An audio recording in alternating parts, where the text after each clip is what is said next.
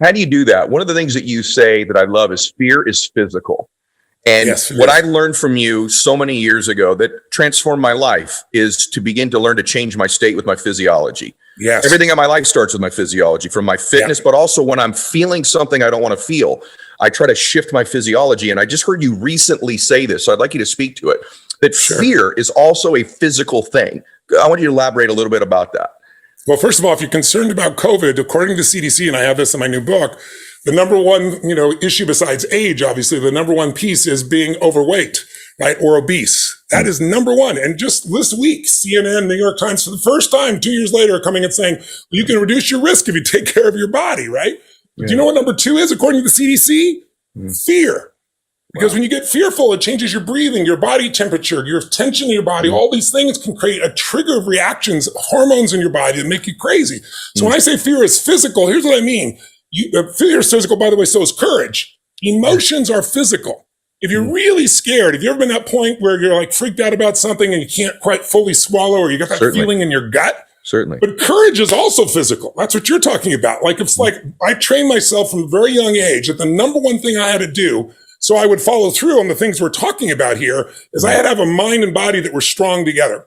That every day I was going to do something to strengthen my body, even if it was just 10 minutes or 15 minutes. Something was going to shift me physiologically to do that. And so I get scared or I get frustrated and I go on a run, I go on a sprint, and I wasn't in shape, didn't matter. I pushed myself beyond where I was comfortable with. I go lift weights and I pushed beyond where I was comfortable with. And when you do that, everything in your nervous system changes. Because all of a sudden, when you face something and you push beyond the comfort zone, you get stronger and stronger. Even a little bit each day changes things. So think about it. Courage, you're not afraid, because there'd be no need for courage. Courage is you're scared shitless, but you do it anyway. And so training your body, and you and I both do this, right? We train intensely because we know this is the resource through which my mind's going to try to make decisions. And then the second thing is every day you got to feed your brain, your mind, because if you don't, crap is going in there automatically. We all know that, right? I mean, today it's chasing you because we all know, the news knows, they're not bad people, they're good people. They're just doing their job. Their job is make sure they make as much money for their shareholders. And they know one formula works. And it's pretty obvious these last 2 years more than ever. If it bleeds, it leads. If it produces fear, more people watch. It's because we all have a 2 million-year-old brain that's always looking for what's wrong, what can hurt us. But your 2 million-year-old brain's not going to make you happy, right? You have to take control of that 2 million-year-old brain and start to direct consciously what you want your life to be. So changing your body radically by a workout, by a run, by a push, by whatever you're going to do, shifting by feeding your brain every single day, and then making sure every day you're taking some form of action towards a compelling future. Like, what am I going to make better? If you have nothing to look forward to, you're going to be pissed off, you're going to be frustrated, you're going to be depressed, you're going to be overwhelmed. And in those emotional states, even though you're a smart person and you know lots of things, you won't use anything you know. So to me, the leverage to changing somebody's life is always starting with the human body.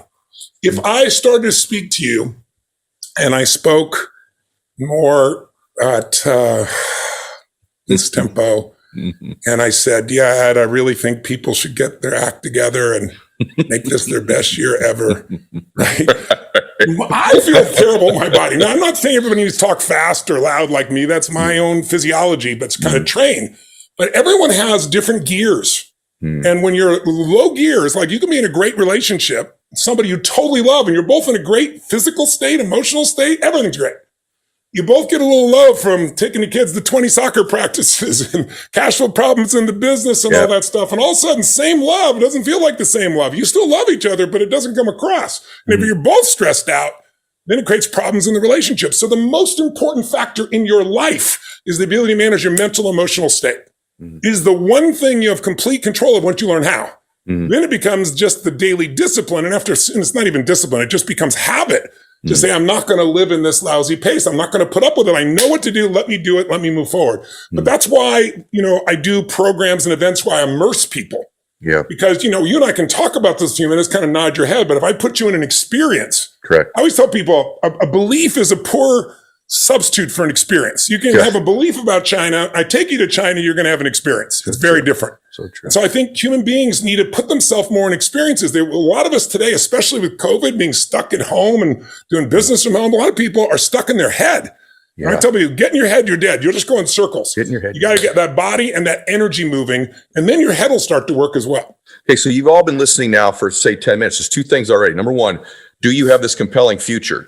If someone asked you right now, what's that vision for your future? Second thing is, what are you doing in your body to create a change, to anchor things, to change your state? The third thing was Tony talked about his events, and I want to get this out on the table right away. One of the most incredible things is you've done events for literally millions of people from every continent, every country on the planet. And I mean what I said. I'm not saying that because we're friends. I think you've positively affected more lives than any person that I'm aware of. It's just true. And the fact that you now are offering a free event, it's just bananas to me. I mean, it's incredible to me. So I think it starts on January 25th, but I want people to know about this because this could be that catalyst to help, create that compelling future and maybe transcend your environment. So tell us just a little bit about that event. I'll tell you why I did it. I did it, after 2020, about halfway through the year, people were just so depressed. You saw people gaining weight. People had no clear idea what they're going to do. So I said, okay, I'm going to do an event for the whole world. Let's use YouTube. Let's use all the different tools that we can. Let's bring them all together.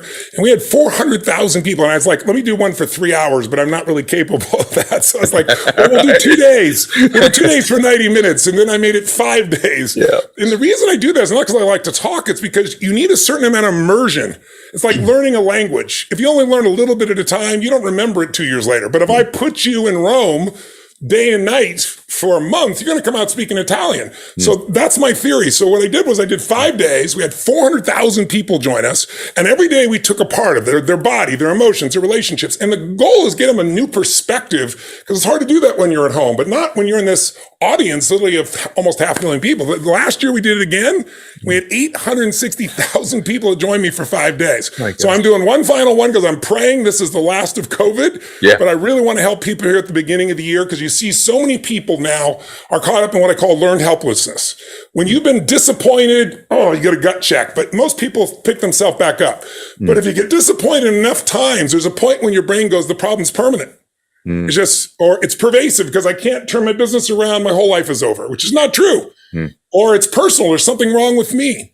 And so I want to break those patterns and give people a direct experience. So if you want to join me, guys, there's zero cost and you don't have to travel. So it kind of handles the two objections most people have. And it's, as you said, it's coming up on January 25th through the 29th. 5 days in a row, about 90 minutes each day. It's probably going to be more like 2 hours. It'll be more. But it's totally interactive. It's not you just sitting passively, and we're going to cover your body, your emotions, your relationship, your life, and get you to have a plan for 2022 here where you really can start to have a compelling future. And again, no cost to it. You can just go to, breakthrough2022.com. Okay. Because it's really the breakthrough challenge. I want you to break through your changes in your relationship, your business, your finance, your life. So breakthrough2022.com, and there's no cost. Go, guys. You got to take advantage of something like this. I'm so excited for that. And I want to ask you hard stuff, like stuff maybe you don't get asked all the time, stuff that I get asked that I struggle with sometimes. And so I get, obviously that they're compelling future, got to change their physiology and their state. I believe the more I've been, working with people the last 30 years, winning is as much happiness, success, sometimes to me is as much environmental as it is mental. And I get asked often, and I know you probably do too. Hey, I'm in a relationship where I live with someone who's not as driven as I am, doesn't share my ambition, might even be antagonistic towards some of my visionary thinking. Or even I come back from an event where I'm transformed, but they weren't in that same environment. So I'm in an environment, or I work somewhere where it's negative. Do you have any advice for someone in transcending a not supportive or negative environment? The first thing is what you and I have already said. So I'm not want to be repetitive, but I got to be repetitive. You've got to be in the strongest physical state or your mind's not going to work there. Okay. And then secondly, you've got to feed that mind. Those two things are prerequisite, because it doesn't matter what the external environment is. If the internal environment is re-engineered, think of it this way. You can try and take a general car and try and do a Sahara Desert run, or, one of these crazy races that we go for 7 days, right? You're going to die, or you're going to be crushed in the first, 2 hours. But they've engineered those cars. so that those trucks, so they can take the hit, so they can go through the desert, so they can go through the rain, so they can make all those things. We are in the middle of winter and we need to re-engineer ourselves. We can't just sit around and say, I can't wait till it gets better. It doesn't work that way. You got to re-engineer you so that winter is your season, so that you're not freezing to death. You're learning to snowboard or ski or build this new version of your business or be with your family. I mean, literally, there is an advantage. And I know it sounds unbelievably overly optimistic, positive thinking, but you know me well enough. That's not where I come from. It's just smart. Intelligence shows everything will provide an opportunity. You know, I have a 9-year-old daughter as a result of COVID because we tried for years. I was like, I've never been home this long. I said, okay, if I can be home and serve 10 times many people, which I've been doing, I've had seminars that used to be 10, 15,000 people, a stadium, and now I've got seminars at 800,000 people, right? It's like, I can reach more people, come home to my daughter, be with my wife, but there was advantages. There was, I lost $100 million in the first 6 months of this area, and I could handle the business thing, but it's like in my mission, screw the economics. How do I turn this around? But then you find a way to turn around, find a way to serve people. Now I get to see whole families because a lot of my seminars people do now digitally. Not just this free one, but my regular ones. And I built this giant stadium, and now I can see in their living room. I see them with their kids who they didn't want to leave before to go, or their husband who walks by going, what is this? But within a day, he's like, this is incredible, So there's an opportunity that has to be found, but you got to build your first base within you so that it isn't the environment. Now, does the environment play a role? Of course, if you're a great sprinter and you try to run in mud, you're not going to maximize your capacity. And that's why it's critical to have a chosen family, so to speak. I have my family who I adore and love. And I have a friend I talked to the other day that I've known, since my first son was born. So, 40 years, right? A little less than 40. And he's a good guy and he's doing better now. But years and years ago, he was always just not growing. Everybody around complained about him. He was taking advantage of my name. He was doing the crazy stuff. So I stayed friends with him, but I literally at one point said, I'm going to be a friend forever. But I said, we're not going to hang. Once something shifts. And it was one of the toughest things I ever did, but it was a really smart thing. And now, 40 years later, he's made a shift. We have a nice relationship. He's grown. But you got to choose who you're going to surround yourself with. Now, you can't do that sometimes. Family or whatever the case may be, your husband or wife isn't aligned. Then you got to find how to get that alignment. And that's your job. Your job in a relationship is not to go get something. Your job in a relationship is to bring something to the table, which means you got to know, what do they want? What do they need? What do they desire? What are their wounds? I mean, relationships, easy thing in the world. You got to decide, what do I really want in detail? And then you got to decide, what does this person really want, need, desire? And then I got to get addicted to meeting those needs, because if I meet their needs and I love doing it, like in the beginning of a relationship, most people get so excited to light up their partner. After a few years, it's like, would you take out the trash? What?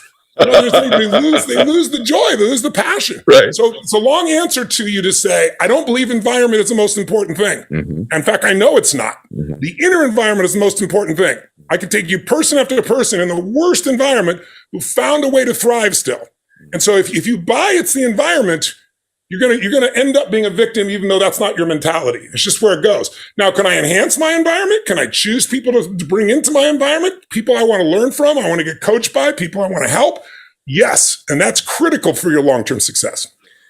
I just think about so many things that you do, not just that you say. And there's a lesson in there that most people would miss, but because we were talking a little bit when it happened, COVID happens, and you run a business a particular way. I'm talking about you. I mean, you've got other businesses, but sure, you've got lots of them, right? But the one you're most well known for in the public is your outreach, the Date with Destinies, the Life Masteries, these UPWs, these events. And it was very expensive. You get this gigantic team. You can't put events on. They're not happening. But yet you then took a risk. You made a calculated risk by building a studio and making an investment where you had no idea whether people, it was like you built it and hopefully they would come, right? And that was a real ballsy move, gutsy move at that time that no one else was making other than you in the space. Everyone was a little bit frozen, and you stepped forward and led. And I admired that so much. And I think right now there's a lot of people that are they're holding back a little bit. They're a little bit, gun shy right now. And I'm wondering if you think that's appropriate right now, or what advice you give to somebody who says, I'm just going to wait this out to see where the cards fall. Yeah, that would certainly not be my recommendation, or I doubt yours, Ed. Right. Right? Because momentum is everything. Right? The hardest part in life is creating momentum. So when that all happened, I had built something of momentum over 40 years literally at that point.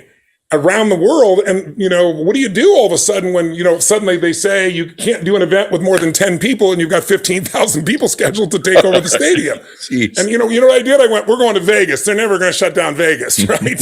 But then they shut down Vegas. I was like, I know I'm going to rent a mega church from a buddy of mine in Houston, 15,000 people. They're not going to keep Costco open and shut down the church. They kept Costco open and shut down the church. So I got to the point where it's like, what do you do? And when you think there's nothing you can do, that's when you can do something. When you think I don't know what to do, that's when you know what to do if you just push yourself. And so I was like, I pulled my team together. I saw a guy do like a webinar with 252-inch screens. And I said, I'll kill myself first. I said, I got to create an experience for people. They need it desperately, wherever they are in the world. So literally I pulled out a tape recorder. It's like, okay, here's what we're going to do. We're going to do 20-foot high LED screens, 50 feet wide, highest resolution in the world, 0.67, 180 degrees around me, around the back. I'm going to call my buddy Eric Yon, and I'm going to see if Zoom, we can expand him from the little 1,000 to 20,000 or 30,000. I'm going to hire a firm to create an app so they can shake it so it sends a signal and you can hear reality of people clapping because the more shake it, the louder it gets.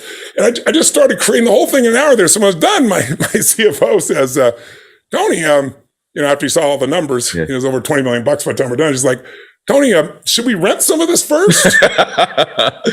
And I said to him, listen, first of all, you can't. I said, go do your best. Not what I'm looking for. I said, second of all, this is going to be this way for a while. Yeah. And we're going to use this to help more people. And that, when things go back to normal, we get to go do that too.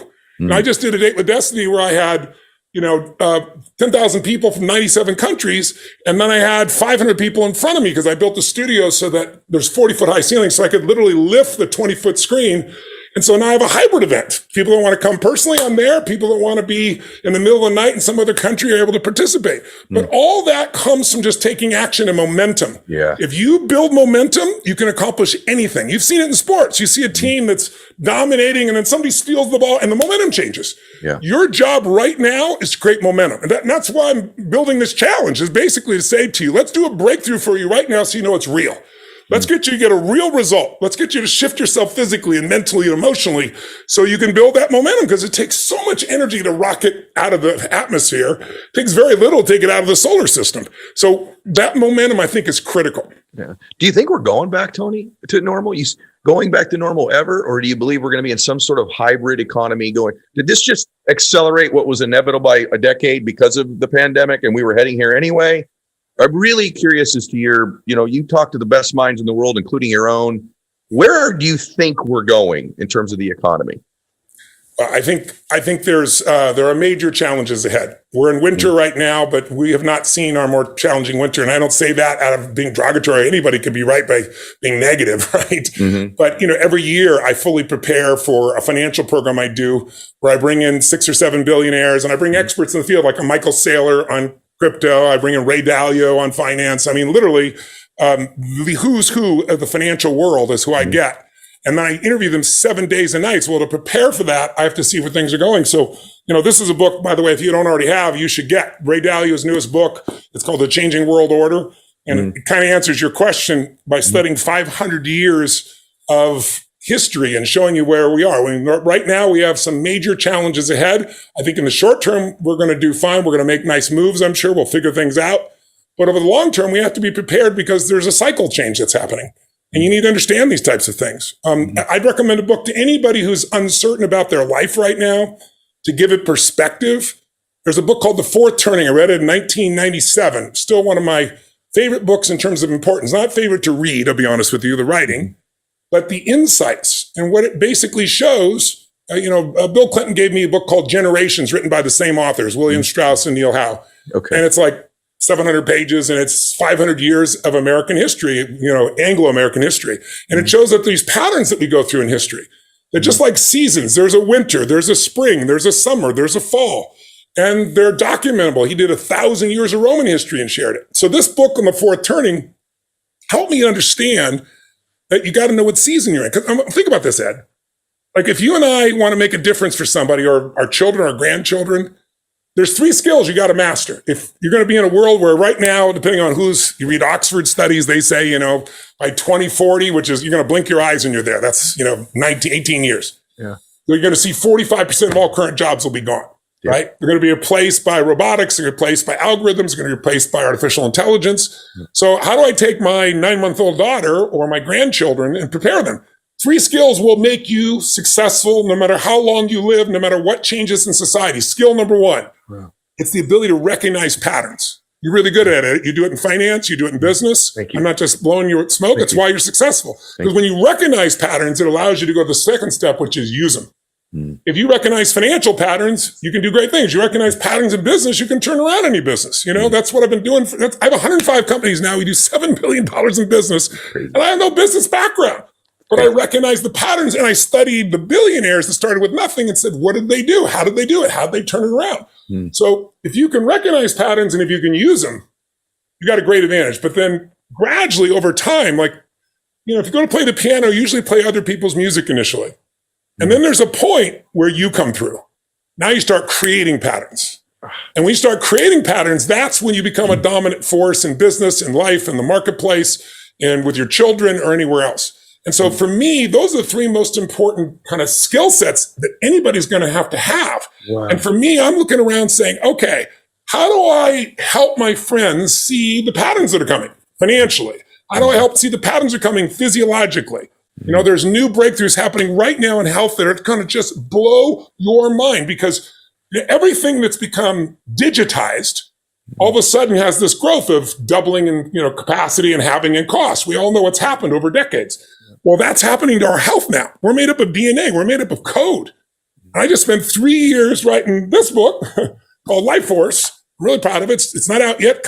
You can pre-order it. Go pre-order it. Yep. But what I can tell you is it's all regenerative medicine. It's things like, I'll give you a simplistic example. A fireman falls into the fire, he burns his face off.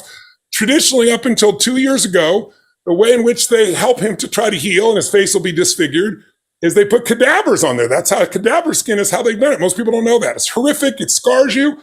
Now they have a spray gun at 7 hospitals here in the United States. They can take your stem cells and spray your stem cells on. And I've got in the book, you should see the pictures. Like 7 days later, it looks like this person wasn't burnt. Oh my God. It's mind-boggling. Wow. You know, Cristiano Ronaldo, or a better example would be Jack Nicklaus. Jack Nicklaus was in so much pain, he couldn't stand for 10 minutes at a time. Now he's playing golf again. Right? With just some of these simple tools that are available. And there's things happen right now, and there are things that are coming over the next 24 to 36 months. So you want to know what the patterns are so you can play, so you can make the most out of your life, so you can deal with the challenges quickly, and you can find the way to succeed at the highest level. But if you're going to have an extraordinary life, you have to remember losers react, winners anticipate, leaders anticipate. Your job is to anticipate. So how do you anticipate? You read, you listen to podcasts, you find people that are the best in the world and figure out what they have to say. Not everybody's got an opinion, but you know, if I talk to Ray Dalio, he's the most successful, hedge fund guy in history. He's brought more money back than anybody in history, and he's done it in good times and in bad since the 1970s. Good guy to talk to. He's got some decent insight, right? So I'm fortunate enough to have those people be my friends, because what I did, I went and wrote these financial books. And how do they do it? I said, let me interview the 50 smartest financial people in the world that started with nothing. What do they have in common? How do they go about it? And then I made those distinctions, and then I teach them to people. I'm doing that now with regenerative medicine for health and vitality and energy as well. I cannot wait for that, because it's like my jam right now. I know it is. and the third thing that you said there is one of my favorite things of all the things you said prior, since I've known you, is that third step of creating patterns, man. Like, that's everyone that, I should go back and replay that again. If you have children, like, go hear that again, because I was thinking about patterns. And I was thinking about, you've studied these, these financially successful top 50 of all time. Then you've done it in the regenerative, you're doing it in the medicine world, the preventive and regenerative medicine, the future of anti-aging, all that space. But the other thing that you've had a front row seat to is helping people achieve success, but more importantly, fulfillment. There's these things that always run through my mind that are like your isms. Success without fulfillment is the ultimate failure. Quality of your life, the quality of your life is the quality of your emotions. And I repeat these things, and then I teach these things, and I have my spin on them. Yes. But, I'm wondering the commonality of the fulfilled people. Is there something that they have in common if you took the group of the fulfilled ones? Patterns, behaviors, something about them that if I wanted fulfillment in my life that you see they all have in common? Yes. You got to separate two skills out. I think most people in life think success is getting what you want and fulfillment is living what you're made for, you know? And so getting what you want is not that complex, right? The human brain, you can train your brain to become this servo mechanism that'll go figure out how to solve something. A lot of people have had a goal or desire where they got so obsessed they couldn't stop thinking about it. And they didn't even have a plan, and they met somebody.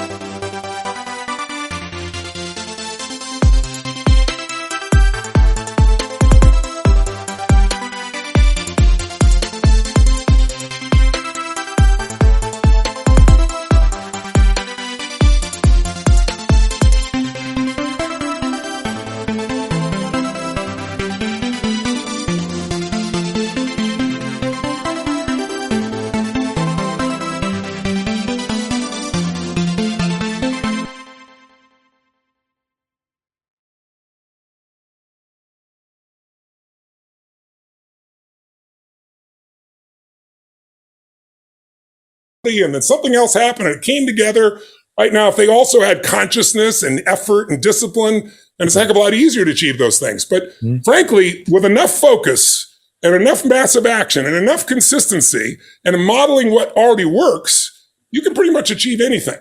Because when it comes to science, we're talking about the science of achievement. Your body's a science. You might be biochemically slightly different, but there's certain rules that if you violate them, you're going to have problems and pain. If you align with them, you have high energy. Money's the same way. Fulfillment's different because what fulfills people is completely different. It's like, if you want to know what the universe or God loves, go to a forest. What do you see? Everything's different. Every leaf, every little snowflake, there's similarities, but there's all these differences. And so people have got to find what makes them really fulfilled. But I can give you, there's not laws like there are for success, but there are principles. And the two principles I can tell you to answer your question, who's most fulfilled, it's people that are growing and people that are giving. We are made to grow. If we don't grow, it doesn't matter how much money you made, doesn't matter how many people gave you Academy Awards, stars on your chart. I mean, I get the phone calls from all these people who you would think have the greatest life in the world, and then they're calling me because it's not so great, because they haven't mastered the inner world. They're good at the outer world. But this one hasn't been given enough time or energy. They've been so focused out here, and they've done so well out here. Not so well in here. This is the one you want to do well on. You do well here, you can master the outside world too. You can handle any.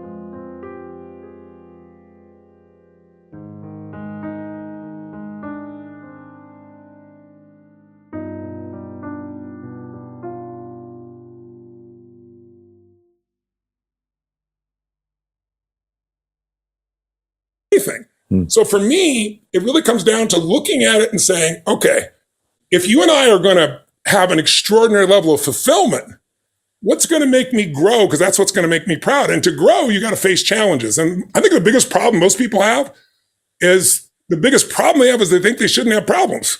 You know, Yes. it's like problems are a sign of life. Problems are what make you grow. Now, you know, I'd rather call it a challenge. I'd rather look at it as a challenge and take it on as a challenge. But you and I both know, Yeah. I mean, I have grown so much in the last 24 months, taking 105 companies, some of which were literally shut down for, 12 months, keeping them alive, not letting go of my employees, figuring a way to turn it around, figuring out how to adapt. I mean, I've developed more